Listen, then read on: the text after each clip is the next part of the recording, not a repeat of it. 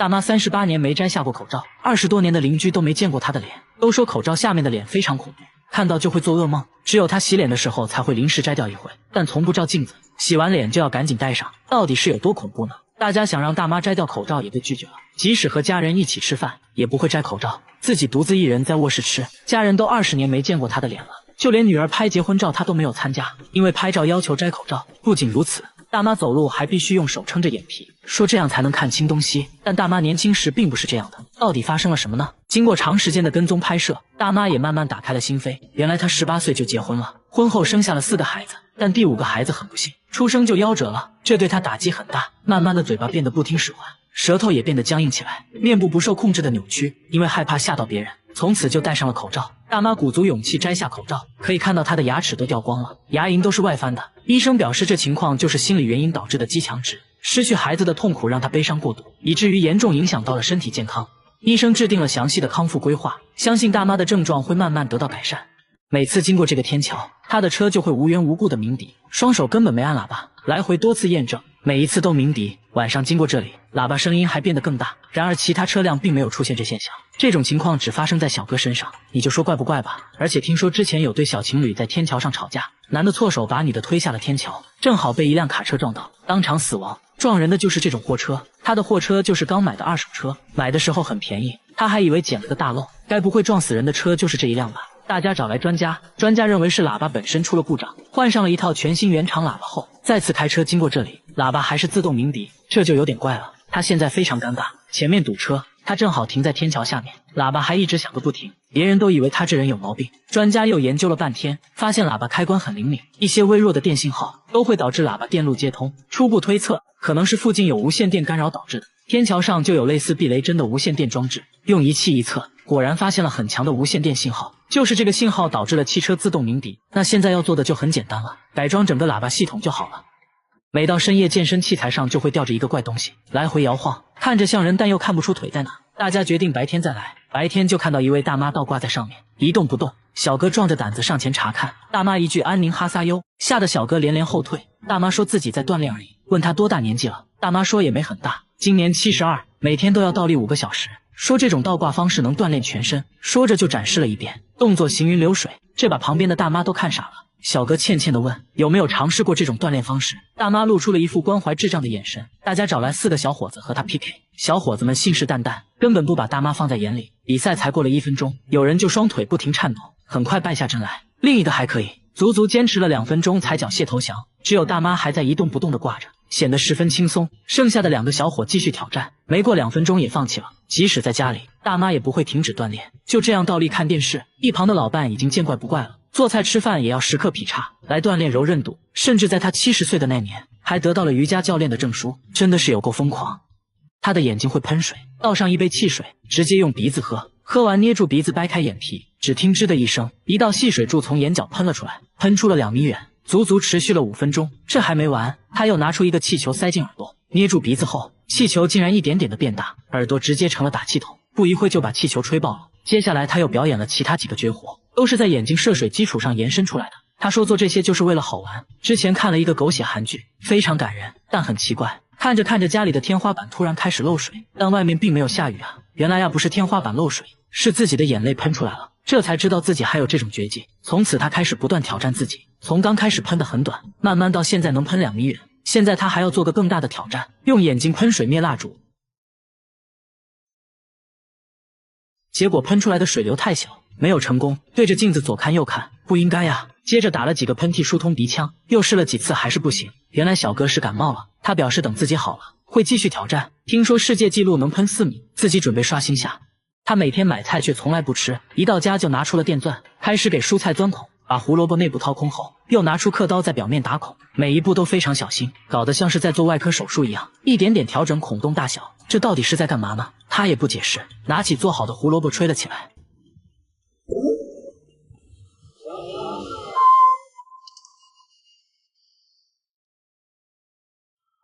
这真的还是胡萝卜吗？大家决定升级挑战，拿来了西瓜、鸡蛋和大葱。小哥轻蔑一笑，手起刀落间就把3样食材变成了乐器。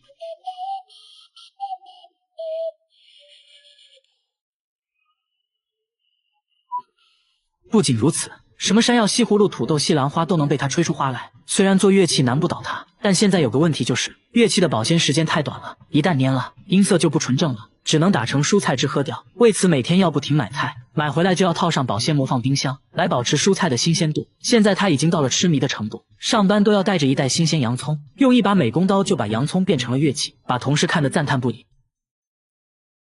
他出门随身拿着一把剪刀，见人就盯着别人的头发看。他并不是理发师，只是想要别人的一根头发，把头发固定住。接着又拿出微雕刻刀，这是要干嘛呢？他说要在头发丝上刻字，这不开玩笑吗？大叔也没回应，自顾自的比比划划，随后又给头发涂了一层白色的颜料，在显微镜下文字还真就显现出来了。5毫米长的头发丝上，竟然密密麻麻刻了105个字。不仅如此，他还可以在沙砾上刻字，也能在5厘米的石板上写一部千字文，这可不是一件简单的事。他需要2年才能全部完成，期间要更换20多种刻刀，比硬币小很多的铁块上也能刻800多个字。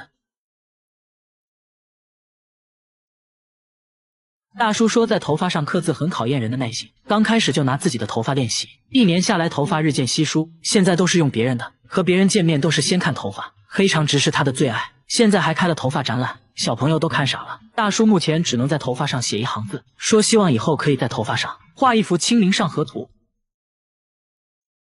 他把一坨大便锁在了保险箱里，还说这大便价值100万，里3层外3层的打开，这不就是块石头吗？但他说这是金鱼的便便，名叫龙涎香，高档香水就是用这玩意做的，比黄金还要贵10倍。拿在手上，明显比真正的石头要轻很多，闻起来还有种雨后的泥土味。难道真的是龙涎香？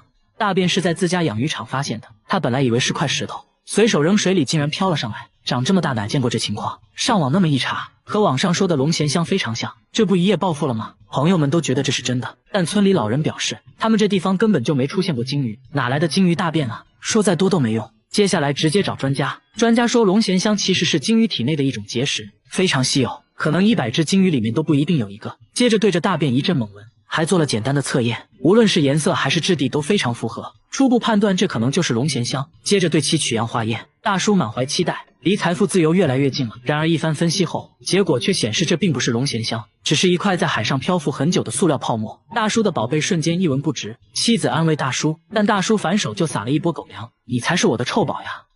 家里没人留长发，卧室却常常出现超过1米的头发，最长的能达到2米多，比他本人都高。有时出现在厕所，有时出现在卧室，拔一根自己的头发做对比，无论是颜色还是触感，都几乎一模一样。他认为这就是人的头发，关键家人都是短发，而且最近来做客的也都是短发。一开始还误会了老公，以为是老公在外面带来的。这种现象是1周前叠衣服时发现的，衣服是刚从烘干机里拿出来的，赶紧查看烘干机，里面却干干净净，毛都没有。可慢慢的头发出现的越来越频繁，看着吓人。房子是他们租的，刚住进来也没几个月，而且像这样的房子租金却很便宜。当时房主也是很着急的往外租，他们怀疑房子里发生过什么不好的事，难不成真有那东西？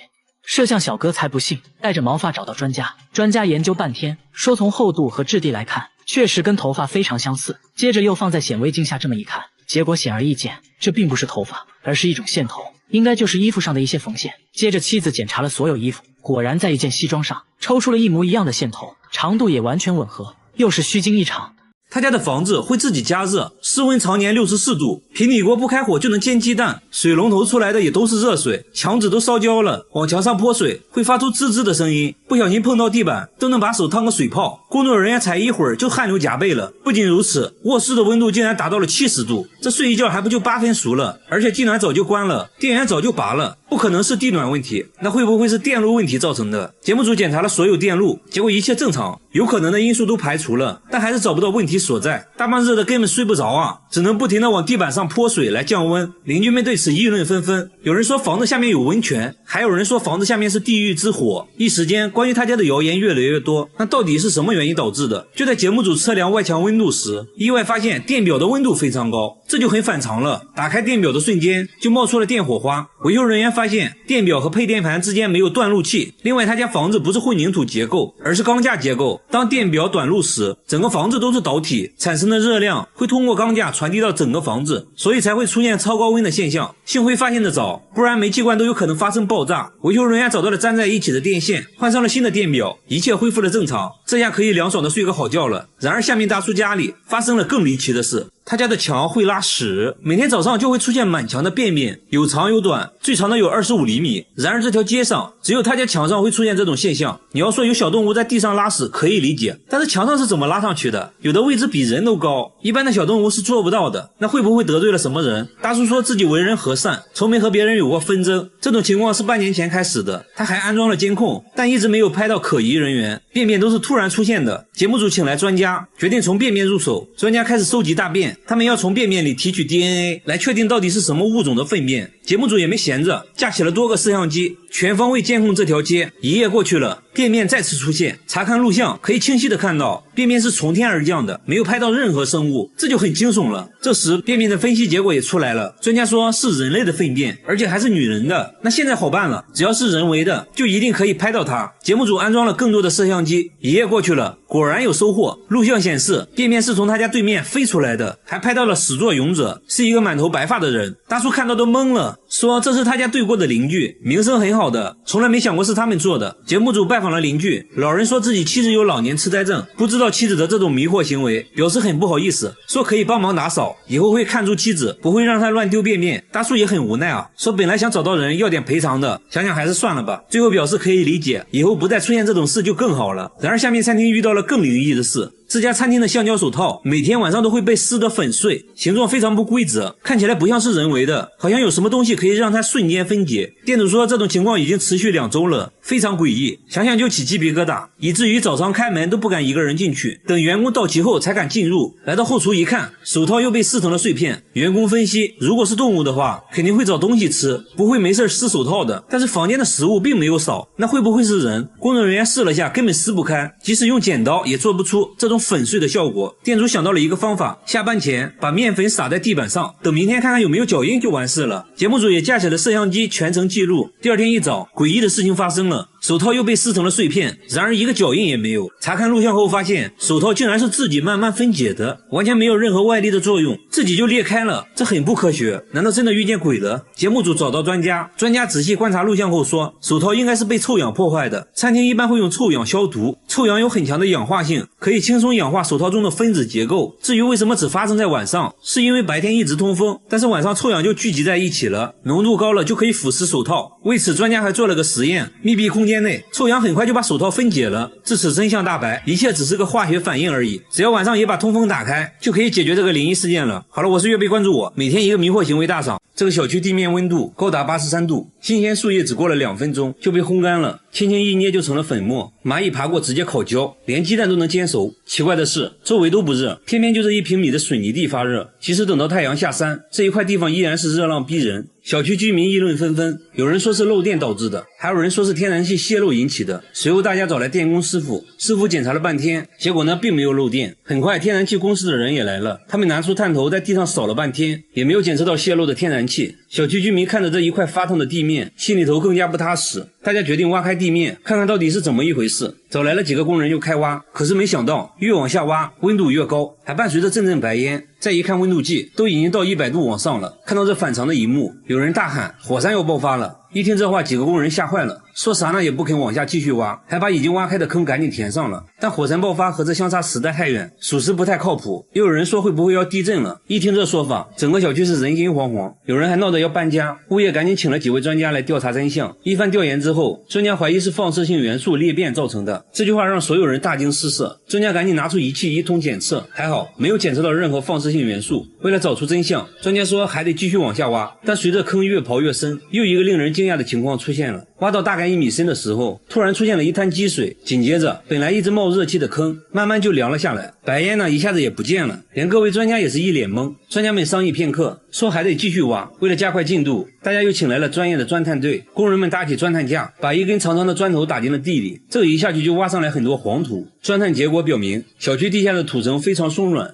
这时专家一拍脑袋，说应该是地热导致的这种现象。专家认为在小区地下几千米处有着一些很细小的地下裂缝，地球内部的热量通过缝隙顺着松软的土层跑到了地面，就造成了地面发热的现象。至于挖掘过程中发热现象突然消失，是因为泥水混在一起形成了泥浆，这些泥浆在不知不觉中就把这些缝隙给堵住了，地热也就被隔开了，所以地面自然又恢复到了正常温度。这个大爷30年吃了40万颗糖，这绝对是你见过最爱吃糖的大爷。只见他夹起一片泡菜，两面都蘸上白糖，接着塞进了嘴里，荷包蛋上也要来上满满一勺白糖，就连吃炸酱面他都要加入1包白糖，搅拌搅拌就开始享用美食了。这种神仙吃法震撼周围的人一整年。他见人第一件事就是分享糖果，这是他认为最热情的方式。他嘴里随时随地都含着糖果，一天就要吃60颗糖，口袋里也装满了糖，除了睡觉基本上都在吃糖。又到饭点了，大爷打开糖罐子，把满满1勺白糖加在米饭里，做了个白糖拌饭，这个我觉得还是能接受的，我小时候就是这样吃米饭的。然而接下来的操作就比较奇葩了，他夹起一片泡菜，蘸上一点白糖，接着就送进了嘴里。这还没完，荷包蛋上也要来上满满1勺白糖，这个我就接受不了了。饭后大爷还得来一杯糖水消消食，然后1勺2勺8勺，他一共加了9勺白糖，倒上一点点水，搅拌一下，一饮而尽。就这种喝法，他每天都要喝5杯，算下来1周就要吃掉6斤白糖，还有400块糖果，这属实已经在人体承受范围之外了。这样吃糖牙齿能受得了吗？大爷轻蔑一笑说，开什么玩笑，我没有牙，我10年前就用上假牙了，反正不是自己的牙，想怎么吃就怎么吃，嘿嘿。他是从什么时候开始吃糖的？原来30年前他的身体出现了问题，不得不戒掉了烟酒，于是找到了糖果作为替代品。好消息是他的身体慢慢恢复了健康，坏消息是他得了不吃糖就难受的病。说起来也是搞笑，大爷虽然吃了大量的糖，但得糖尿病的却是他从不吃糖的妻子。大爷每天都会锻炼1小时，他认为自己的身体很好，但是他真的健康吗？节目组带他来到医院，一番检查过后，医生说虽然你暂时没有糖尿病，但是你有高血压，还是建议赶快戒掉糖，这样才能保持健康。最后大爷表示，为了健康自己会尽量少吃糖的。老爷子这种情况算比较好的了，下面这个男人就比较严重了。这个男人从出生就喝可乐，33年滴水未进。只见他打开一瓶1.5升的汽水，不到5秒钟瓶子就见了底。吃饭的时候他先倒上了3碗不同颜色的汽水，这几碗汽水就是他的主食，那一点点米饭只是他的配菜而已。吃一口米饭就要喝1碗汽水，他一天要喝3瓶1.5升的汽水，已经连续喝了33年，瓶子连起来都可以绕操场30多圈。随之而来的就是不断上升的体重。不仅如此，他的牙齿也被汽水腐蚀坏了，还得了关节炎，为此他不得不每天吃药，一把药物塞进嘴里。接着就奇葩了，他竟然用汽水送服，他为什么不喝水呢？他却说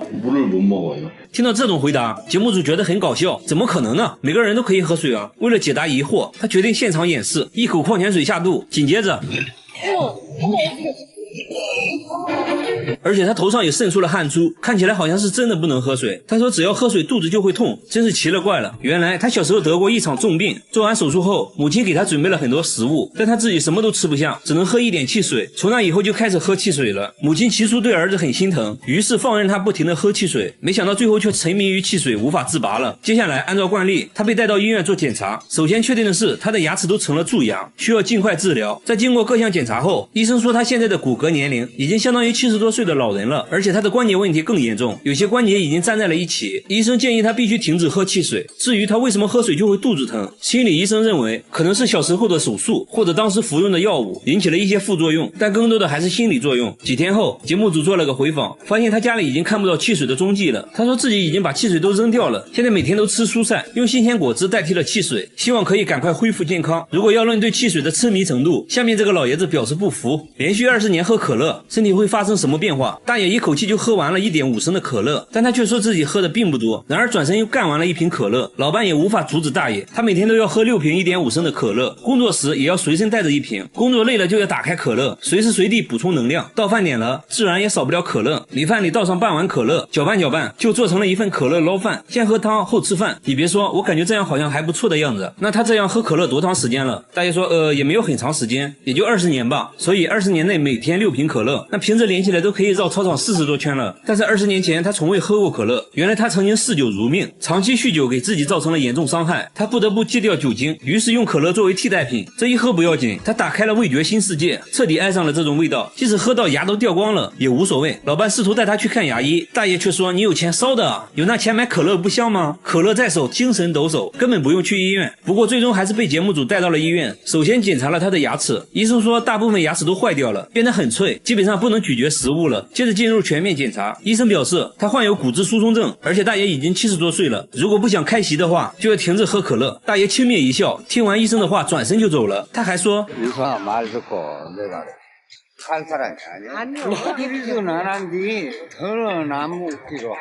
看得出来大爷对可乐是真爱啊。好了，我是岳贝，关注我，每天一个迷惑行为大赏。他全身没有骨头，把头固定住，甚至可以旋转360度，直接吓傻了围观群众。不仅如此，手腕也可以360度转动，手指都能做出反人类的动作，两只手合在一起，很轻松的就能把手背掰到后面。工作人员尝试了一下差点没骨折，他连脚后跟都能翻转到前面，离远了看差点分不清前后。高难度的瑜伽动作也不在话下，身体极度扭曲，即使连专业的瑜伽教练看到都被吓了一跳。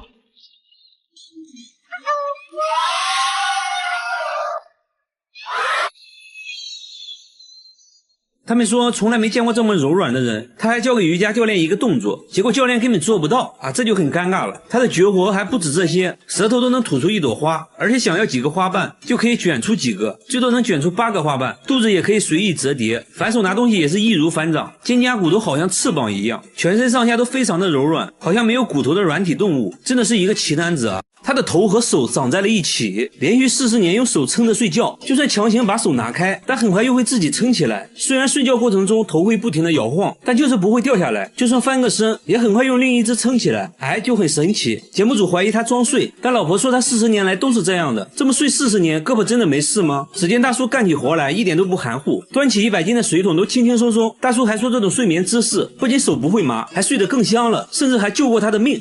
这又是为啥呢？他说之前家里闯进一个小偷，小偷看到他的奇葩姿势，还以为是睡梦罗汉，直接就吓跑了。附近邻居家都被偷了，唯独他家没有丢失任何东西。后来邻居都学他这样睡觉，他根本坚持不了5分钟。那他为啥会有这种迷惑行为呢？大叔说自己从18岁开始就这样睡觉了。原来40年前经常有人在他家果园偷苹果，轮到他守夜的时候实在太困了，想要睡一会儿，但地板很硬也没有枕头，他突发奇想用手把头撑起来，没想到睡得非常舒服，甚至打起了呼噜。从那之后就形成了习惯。但是这样真的健康吗？来到医院一番检查下来，医生说他患有间歇性的呼吸障碍，奇葩睡姿让舌头阻塞了呼吸道，所以有时在睡眠中会无意识的呼吸暂停。为了健康必须要改掉这种睡眠方式。最后大叔也表示不再当睡梦罗汉了。和大叔有类似爱好的还有下面这个男人，他睡觉必须要抬腿，还说这样舒服，周围人都不相信，觉得他在装睡。但3个小时过后，大叔就这样一直抬着腿，看起来好像不是装的。节目组做了个测验，让5个人同时抬腿，不到1分钟，有人已经在发抖了。5分钟后，所有人都败下阵来，唯独大叔的腿还在悬空。走近一看，人家已经睡着了，即使在家里那也要抬着腿，被子都被他撑了起来。监控也显示大叔整夜都抬着腿，他为什么会出现这种迷惑行为？节目组带大叔来到医院，经过长时间的检查，医生说大叔的腿没有任何问题听到这话大叔开心了，不用刻意的改变自己了。半夜去厕所，马桶里总会出现没有冲的尿，但主人每次上完厕所都会随手冲马桶，而且家里就他一个人，这就很诡异了。房子呢还是租的，才住进来半年而已，当时的租金还很便宜，证家里真的有别的东西。主人现在怕得很，半夜都不敢上厕所，只能憋到天亮。天亮后来到厕所，又出现了没有冲的尿，看尿的颜色，这东西还有点上火。主人决定豁出去了，在厕所安装了监控，终于找到了罪魁祸首，竟然是他家的猫。猫难道会上厕所？主人说等他上厕所你就知道了。等了好久，猫咪都没有要上厕所的意思，倒是主人来了尿意，刚来到厕所，猫咪就跟了过来，直接跳上了马桶，像人一样蹲在那里开始释放，表情十分严肃。主人还说自己从来没有训练过它，那它为啥会在马桶上厕所？专家说猫喜欢模仿主人的行为，如果你们关系很好，猫会表现得像人一样，以此来得到更多喜爱。这样一来就说得通了，小猫就是主人收养的流浪猫，之前主人上厕所，猫就会蹲在厕所里仔细观察，现在呢，如果厕所门关了，猫还会叫个不停。为了方便它上厕所，主人决定以后就不关厕所门了，如果它能冲马桶的话就更好了。无独有偶，下面这件灵异事件也和猫有关。这个健身器材会自己运动，周围没有人，也没有一丝风，它却持续摆动了30分钟，仿佛有人在上面锻炼一样。旁边还经常出现一只黑猫，黑猫死死地盯着健身器材，器材一动，黑猫就叫，看起来非常瘆人。诡异的现象一直持续到清晨，虽然漫步机已经停止了摆动，但手臂健身器又开始自己转圈，周围依旧没人，也没风。工作人员壮着胆子来到旁边，突然就感到一阵寒意袭来，健身器依然我行我素，转个不停。很明显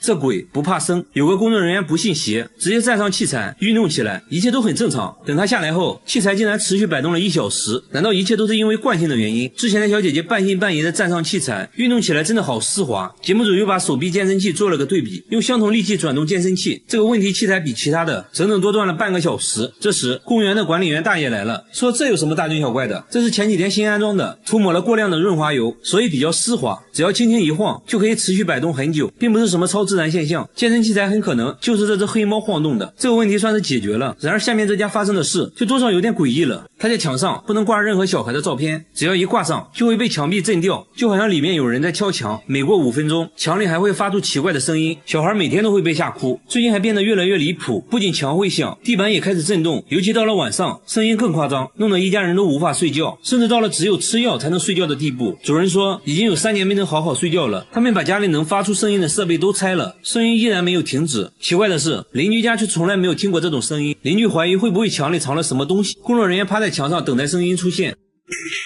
뭐야 이거 뭐야?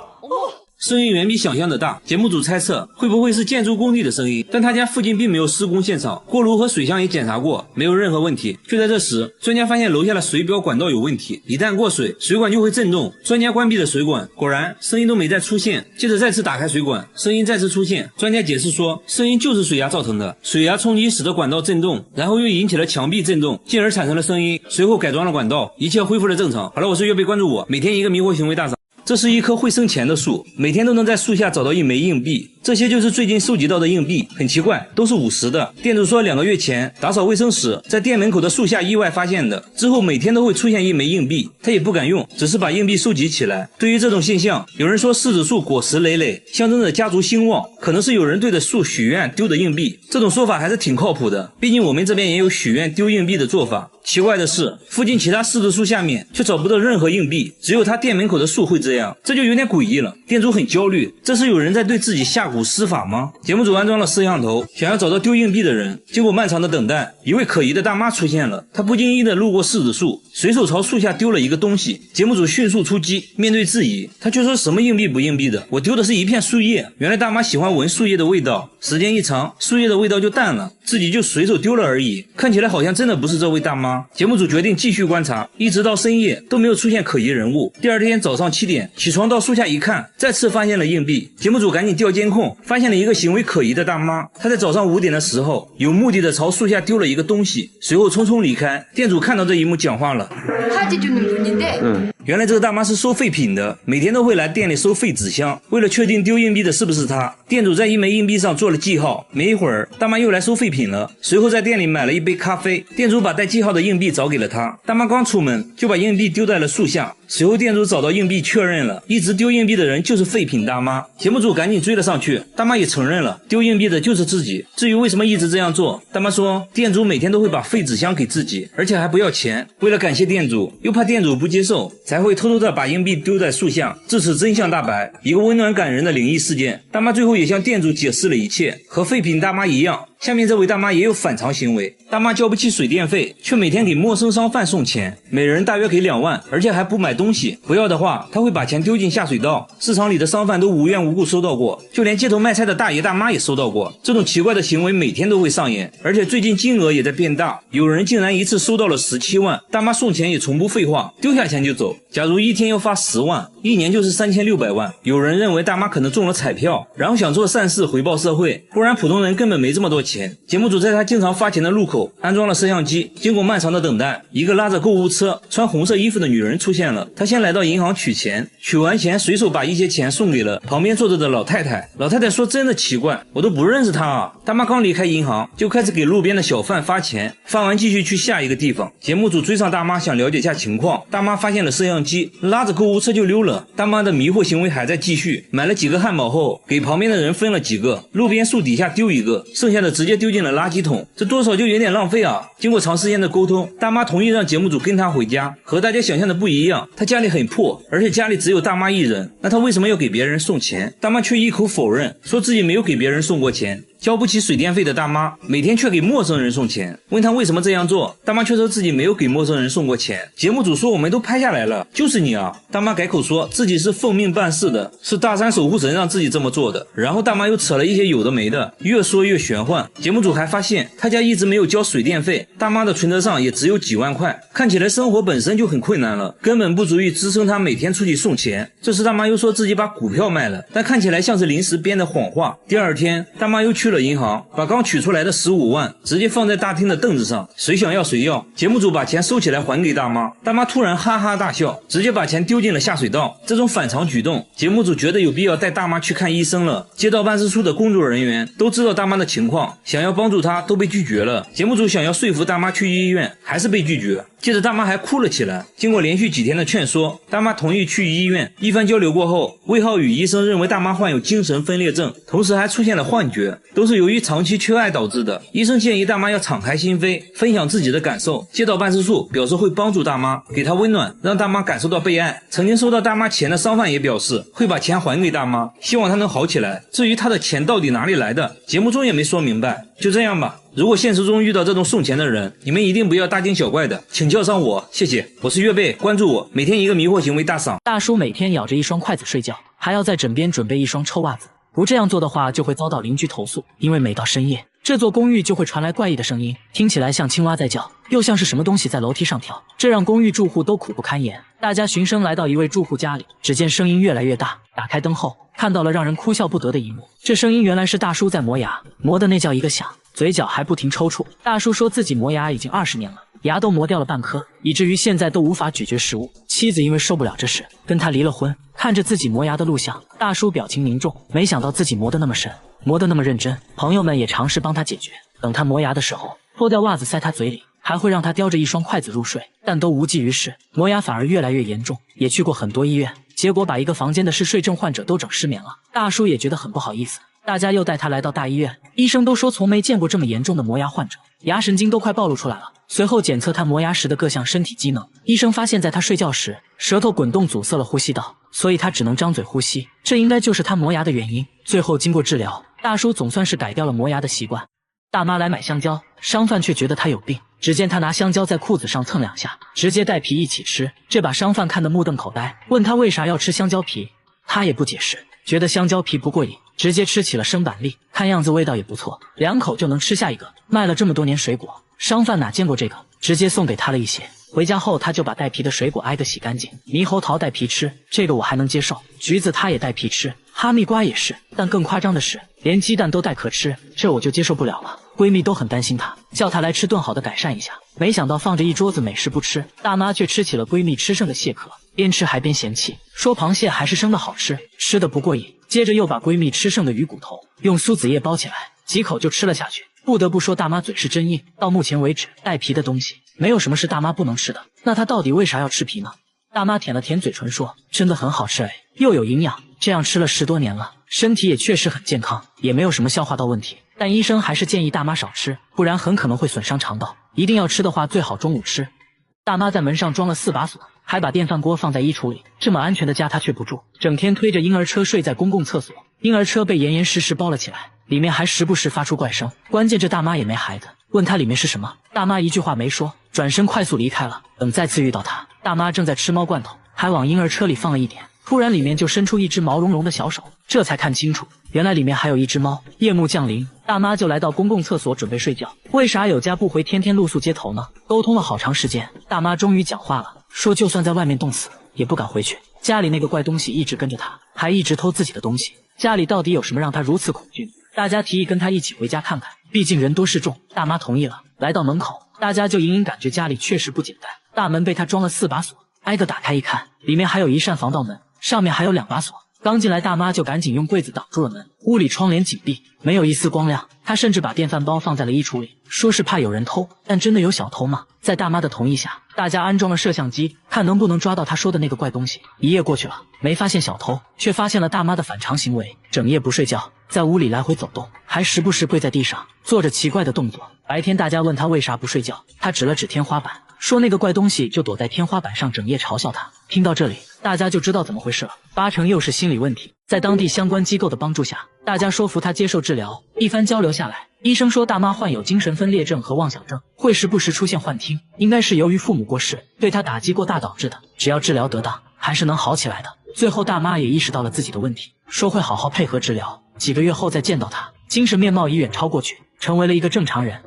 大叔天天擦玻璃，却怎么都擦不干净，也不是爱干净，是因为最近换了窗户后，玻璃上就凭空出现了一个奇怪纹路，纹路非常清晰，看着就像一个巨大的指纹，怎么擦都擦不掉。即使换了窗户，这指纹仍会重新出现。因为大叔的房子在深山里，难不成真的有什么不明生物偷偷留下的吗？装个监控看看吧。一夜过去了，怪物没出现，却出现了更怪的事，指纹凭空消失了。大叔却并不惊讶，说之前也发生过这种情况，只要是晴天，指纹就会消失，反之阴天指纹就会很明显。大叔说再等等吧。来到傍晚，这指纹果然准时出现。有人怀疑是傍晚室内外温差变大，从而在玻璃上出现的冷凝现象，但这东西根本擦不掉，而且只出现在这一块窗户上，所以不可能是冷凝现象。那现在怎么办呢？大家去找卖家咨询，卖家说了一些有的没的，一副不耐烦的表情，最后说可能是厂家用吸盘搬运玻璃中留下的痕迹。大家又来到玻璃厂家，果然就看到了这种搬运玻璃的专用吸盘，吸盘也确实会在玻璃上留下痕迹，但这种痕迹是能擦掉的，跟大叔家的根本不一样。就在大家一筹莫展之际，瑕疵品玻璃的存放方式引起了大家的注意，上面出现的纹路和家里指纹不能说是很像，只能说是一模一样。厂长解释说，刚生产出来的玻璃很热，需要在下面垫上一层厚厚的油纸，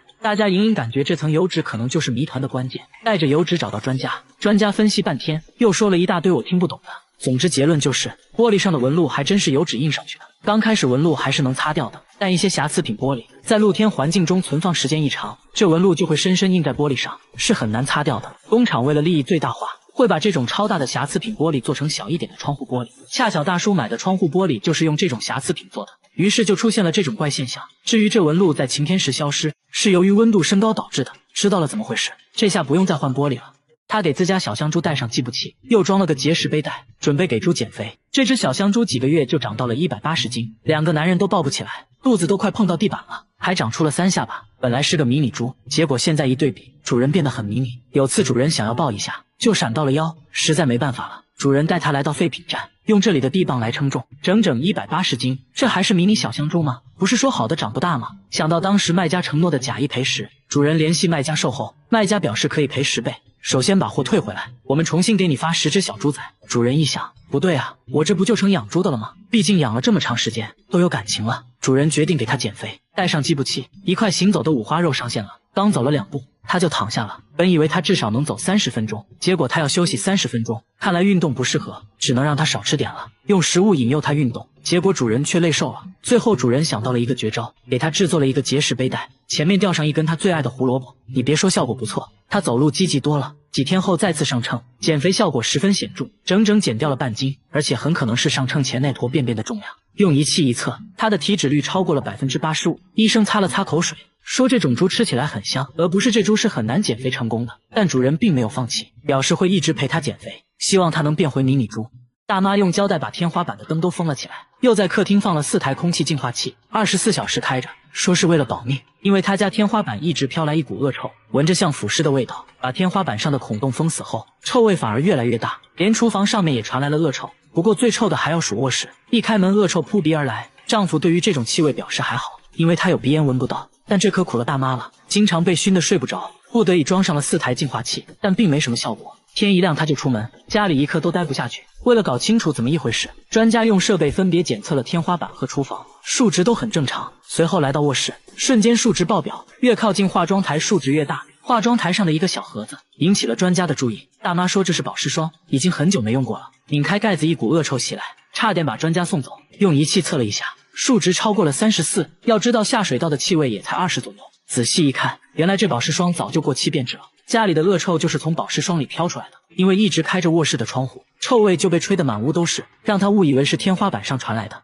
大妈只是在家种了一个盆栽，却引得植物专家纷纷上门参观。只因这盆栽实在不一般，一夜就能长高20厘米，10多天就长到了3米。大家架起摄像机对着植物顶端，一夜过去了，植物肉眼可见的疯狂生长。据大妈介绍，这盆栽大有来头。前段时间她做了个手术，出院后就遇到了一个怪和尚，什么都没说，就把这植物送给了她。说来也是奇怪，自从这植物来到家里，大妈身体也在一天天好转。大妈觉得这一切都是盆栽带来的，认为她肯定是被高僧加持过。从那时起，大妈每天精心照料，浇水都用山泉水。刚开始她只是冒了一个小尖尖，没想到10多天竟然疯长到了3米。她现在就想知道这东西到底是啥。专家看到这景象也觉得不可思议，因为当地环境不利于它生长，长成这么高非常罕见。说这是一种墨西哥植物，名叫龙舌兰，这根长长的就是它的花茎，最终可能会在顶端开花。据说每30年才会开一次，而且环境要非常适合。但韩国的冬天太冷了，可能无法等到开花的那一刻。最后专家还说了一个残酷真相：龙舌兰一生只开一次，那就是一旦开花，也就意味着它的生命到头了。大妈显得很伤感。专家说可以采集到种子进行播种繁殖。大妈又恢复了笑容。1个月后，令人意想不到的是，龙舌兰真就开花了。艳丽的黄色花朵看起来好像一把火炬，上面还泛着光，蜜蜂都被吸引来了，最终高度也达到了3.6米。全村男女老少齐聚一堂，都想来沾沾好运。据说龙舌兰开花就能实现愿望，众人纷纷点赞许愿。